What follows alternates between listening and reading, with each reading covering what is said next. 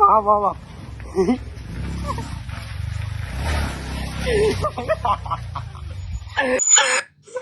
Ông ơi, ông vừa chân bà bò nè, ông ơi. Ông sáng mơ cái comment á, cái comment tha sắc tơ bồi, nghe nhé. Anh ấy khai tiết cái chê mong con nói chân đo sửa ua nâng gió hay mai về nhé. Hay nè khai tha ngọa bài lục song sơ mai lời plan xa sna bà anh ấy comment á, nó bị đai ôngធ្វើអេរយាប័តបែបហ្នឹងគេខមមិនណាគេខមមិនអញ្ចឹងណាអញ្ចឹងវាមានការប៉ះពាល់ណាតទៀតមានច្រើនណាស់បងអើយ 2k ខមមិនហើយចង់ល្បីមែនអាចោណាលោកទំនើងបាទច្រាស់បាយស្រាប់មានកម្លាំងពេកអូអាមួយហ្នឹងលោកមែនអូអាត្រងោលវិន័យមិនរៀន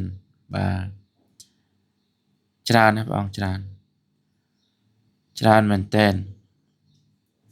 ហើយសក្តាអពយ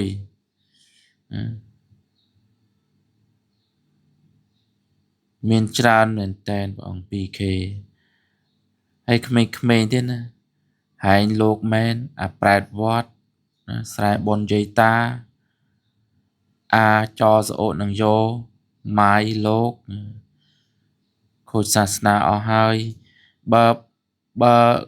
និយាយពីរឿងពាក្យពេចន៍នោះគឺថាវា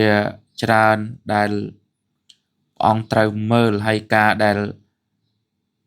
អានេះបង្ហោះបងបង្ហោះនឹងនិយាយថាម៉េចទេបងប្អូនអ្នកណាមានវិន័យមានអីសូមចេញវីដេអូអំពីវិន័យឲ្យបានច្រើនតិចមកហើយ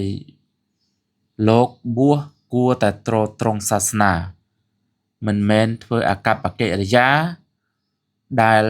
ទៅជាការបំផ្លាញសាសនានឹងបាបណាស់បើសិនជាមិនបានជួយអីដល់សាសនាក៏កុំបំផ្លាញដល់សាសនា